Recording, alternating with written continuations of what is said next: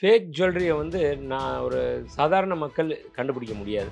இந்த துறையில இருக்கிற வல்லுனர்களே சில டைம் ஏமாந்து போயிடுறாங்க. சாதாரண ஒருத்தர் அத பார்த்து எடுத்ததுமே இது தங்கமா இல்லையான்னு கண்டுபிடிக்கிறதுன்றது பழைய நகைய போட்டு மாத்தணும்னு வர்றவங்க பாதி நகைய மாத்துவாங்க. மீதி கேஷ் கேட்பாங்க. இந்த கேஷ் கேட்குறாரு அப்படின்னு சொன்னாலே சாதாரண மக்கள் கேட்க மாட்டாங்க. சார் ஹச்யூஇ நம்பர் அப்படின்னு ஒண்ணு இருக்கா தங்கத்துக்கு? அது ஏன் குடுப்பாங்க? HUIDன்றது வேற ஒண்ணும் இல்ல. ஹால்மார்க் யூனிக் ஐடென்டிட்டி கோடு. HUIDன்றது ஒரு கோடு. ஒவ்வொரு நகைகளுக்கு மாறுபடும். எத்தனை லட்சம், எத்தனை கோடி நகை இருந்தாலும் சரி, ஒரு நகைக்கு இருக்கிற நம்பர் இன்னொரு நகைக்கு வராது. 91.7% குடுப்போம். நானு 80% கூட வைக்கலாம் இல்லையா தங்கம்? மிக்ஸ் பண்ணி வைக்கலாம்ல, யாருக்கும் தெரியாதுல்ல. அத கண்டுபிடிக்கிறது தான் அந்த பரிசோதனை நிலையம். ஹால்மார்க் இது.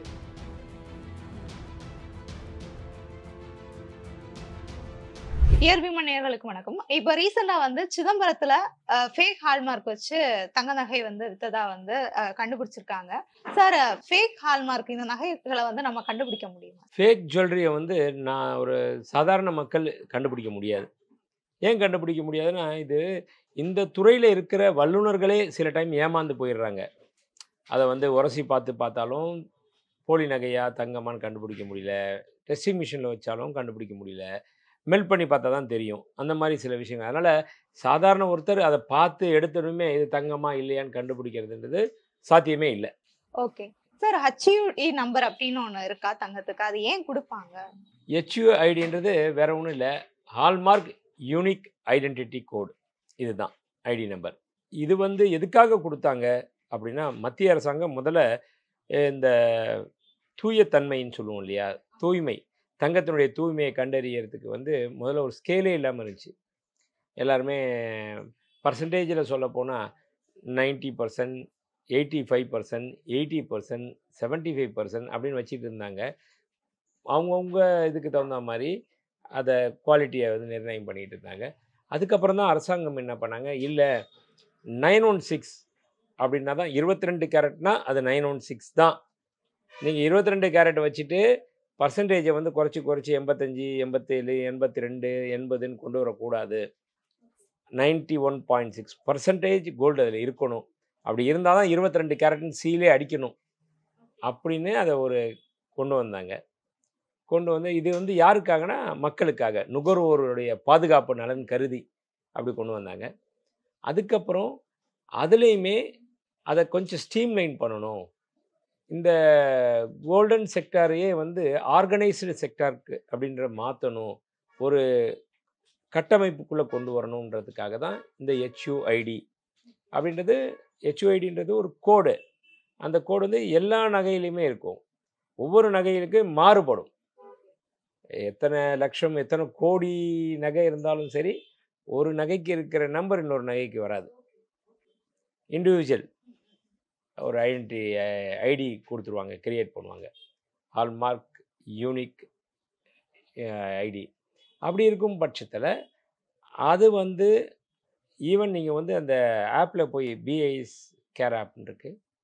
அதில போயிட்டு நீங்க பார்த்தனாலே, அதில அந்த 6 இலக்க எண் வரும். அத நீங்க டைப் பண்ணீங்க அப்படின்னு சொல்லிட்டாலே, அந்த நகைய பத்திய விவரம் அனைத்தும் அதில இருக்கும். அதுதான் அந்த HUIDன்றது. அது இப்ப கட்டாயம் செய்ய சொல்லிட்டாங்க.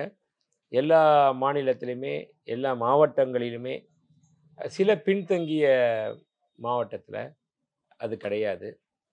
மற்றபடி எல்லாமே மெஜாரிட்டி எல்லா இடத்துக்குமே இங்க கொண்டு வந்தாச்சு.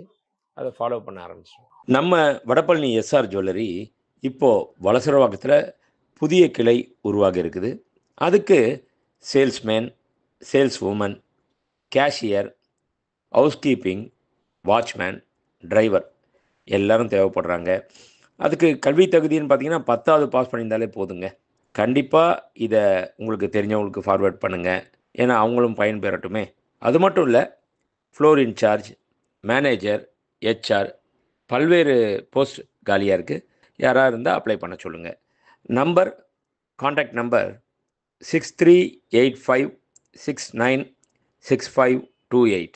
அதுக்கப்புறம் 9884051510. தேங்க்யூ. சார் ஒரு நகை வந்து கடைக்கு வந்து சேல் நீங்க நகைய வந்து ஒருத்தர்கிட்ட இருந்து வாங்குறீங்க. கடையில வந்து சேல் ஆக போகுது அப்படின்னா, அதுக்கு என்ன ப்ராசஸ்? இல்ல கடைக்காரர் வாங்குறாங்க அப்படின்னா, இல்ல முதல்ல அது என்னன்னா ஜென்யூனிட்டி பார்ப்பாங்க. அது உண்மையான நகை தானா? போலி நகையா? அந்த ஆஸ்பெக்ட்டு. 2வது அது உண்மையான நகையா இருந்துச்சுன்னா, இவர் தான் அந்த நகைக்கு சொந்தக்காரரா? இவருடையது தானா? அல்லது இவர் வேற எங்கேயாவது திருடிட்டு வந்துட்டாரா? அந்த மாரி ஆங்கிள்ல இருக்கும். அ அதெல்லாம் பொறுத்து தான் அந்த நகைய எடுப்பாங்க. இல்ல அதுக்கும் மேல டவுட் வந்துச்சுன்னா, இந்த பழைய நகை நீங்க வச்சிருக்கிறதுக்கு பில் குடுங்க அப்படின்னு சொல்லி கேட்பாங்க. அப்படி இருந்துச்சுன்னா, அத வந்து ஒரு மதிப்பு போட்டுட்டு, புது நகை வாங்குறதுக்கு அத அட்ஜஸ்ட் பண்ணிக்கலாம். இதில நெறைய சுவாரஸ்யமான தகவல் கூட இருக்கு. நெறைய நடந்திருக்கு. அ சில திருடர்கள் நகைய வேற எங்கேயாவது திருடி கொண்டு வந்துட்டு, இங்க கொண்டு வந்து ஒரு கடையில வந்து மாத்திடுவாங்க. மாத்திட்டு இது எக்ஸ்சேஞ்ச் தானே அப்படின்னு சொல்லி குடுத்துட்டு, வேற பொருள் எடுத்துட்டு போயிடுவாரு. எடுத்துட்டு போயிட்டாருன்னா, கொஞ்ச நாள் கழிச்சு பார்த்தா தான் தெரியும், அது திருட்டு நகை. காவல்துறை வந்து இத திருட்டு நகை உங்க கடையில குடுத்துருக்காங்க. நீங்க திருப்பி தரணும். அத நாங்க கேஸ் வழக்கு போட்டிருக்கோம் அப்படின்னு சொல்லி மிரட்டி, நகைக்கடையிலேருந்து அந்த பொருள வாங்கிட்டு போயிடுவாங்க. அதற்காக தான் ஒவ்வொரு கடைக்காரருமே ரொம்ப கவனத்தோட பழைய பொருள் வாங்குறப்போ கவனமா, 1 தங்க நகையான்னு பார்க்கணும். கவரிங்கா தங்க நகையான்னு பார்க்கணும். 2வது இது இவரோட நகை தானான்னு பார்க்கணும். அதற்கு சில விஷயங்கள்லாம் இருக்கு. யூசுவலா பார்த்தோம்னா, அந்த மாரி பழைய நகைய போட்டு மாத்தணும்னு வர்றவங்க, பாதி நகைய மாத்துவாங்க. மீதி கேஷ் கேட்பாங்க. அப்பயே கடைக்காரர் தெரிஞ்சுருவாரு. இந்த கேஷ் கேட்குறாரு அப்படின்னு சொன்னாலே, சாதாரண மக்கள் கேட்க மாட்டாங்க. இந்த மாரி விக்கணும் அப்படின்றவங்க கேட்பாங்க. அதுலயும் இந்த மாரி மாத்துறாங்க அப்படின்னு சொல்றப்பயே, கேஷ் கேட்பார் இல்லைங்களா? கேஷ் கேட்டுட்டு, அப்பயே ஒரு ஐடி ப்ரூஃப் எல்லாமே இவங்க வாங்க சப்போஸ் கேஷ் அப்படின்னு சொன்னாலே, ஐடி ப்ரூஃப் எல்லாம் வாங்கிக்கிட்டு குடுக்கறது ஒரு நல்ல ஒரு விஷயம். இல்லன்னா லாஸ்ட்ல இவருல்ல மாட்டிப்பாரு நகை கடைக்காரரு. அதனால அந்த மாரி ஒரு இதெல்லாம் இருக்கு. இதில கொஞ்சம் ரிஸ்க்கான விஷயம் தான். அ அதுனால சில பேர் என்ன பண்ணுவாங்க, ஃபுல்லாவே கேஷே கேட்பாங்க. ஒரு 2 பவுன் நகைய கொண்டு வந்துட்டு, "எனக்கு கேஷ் குடுங்க" அப்படின்னு சொன்னா, நகை கடைக்காரர் கண்டிப்பா தரமாட்டாரு. ஏன் தரமாட்டாருன்னா, இந்த மாரி திருட்டு சம்மந்தப்பட்ட சட்டவிரோதமான செயல்ல தான் வந்திருக்கும் அப்படின்னு சொல்லிட்டு. ஆனாலும் பலமுறை வந்து ரியலாவே தன்னுடைய அ கஷ்டத்துக்காக கொண்டு வந்து விக்க வருவாங்க. அது மற்ற ஜுவல்லர்ஸ்க்கு தெரியும். இப்போ லோக்கல்ல இருக்காங்க அப்புட்ன்னா, அவருடைய கடை எங்க வியாபார நிறுவனம் இருக்கோ, அத சுத்தி இருக்கிறவங்கள வந்து ஓரளவுக்கு அவங்களுடைய வாடிக்கையாளரா இருப்பாங்க. அவங்கள அந்த நம்பிக்கை இருக்கும். அதனால அந்த மாரி இருக்க ஆட்கள் இருந்தா எடுத்துருவாங்க. சில டைம் சில பேர் கொண்டு வரப்போற நகைய பார்த்தாலே, இது வந்து திருட்டு நகைன்னு கண்டுபிடிச்சிடலாம். ஒரு செயின் இருக்கும். கட் ஆயிருக்கும். அந்த கட் ஆன செயின கொண்டு வருவாங்க. அது என்னன்னா, அறுந்து போச்சு அப்படின்னு சொல்லுவாங்க. அது கூட தெரியும். நார்மலா நம்ம போட்டு உபயோகப்படுத்தி அறுந்திருக்கா? இல்ல இவன் செயின் ஸ்நாட்சிங் பண்ணி கொண்டு வந்திருக்கானா? அப்படின்றதும் அத பார்க்குறப்பயே கடைக்காரருக்கு தெரிஞ்சிரும். ஸோ இதெல்லாம் வந்து ஒரு அனுபவத்தின் இது அடிப்படையில வரக்கூடிய விஷயம். அதெல்லாம் பார்த்து தான் பண்ணணும். அதே மாரி வளையல் இருக்கு அப்படின்னா, ஒத்த வளையல் வரும் சேல்ஸ்க்கு. கொலுசு இருந்துச்சுன்னா, ஒத்த கொலுசு வரும். சிங்கிள். அப்படின்னா என்னன்னா, அந்த குழந்தைங்கள திருவிழால கூட்டு போவாங்க கோயிலுக்கு. ஒரு சைடு கால பேரண்ட்ஸ் வந்து இப்டி இப்டி வச்சிருப்பாங்க. ஒரு கால் தான் அங்க இருக்கும். அந்த ஒரு கால்லேருந்து கழட்டிடுவாங்க கொலுச. கழட்டிட்டு அத கொண்டு வந்து மாத்த வருவாங்க. இந்த மாரிலாம் நெறைய இதெல்லாம் வந்து ஒரு அனுபவத்தில வர்ற ஒரு விஷயம் தான்.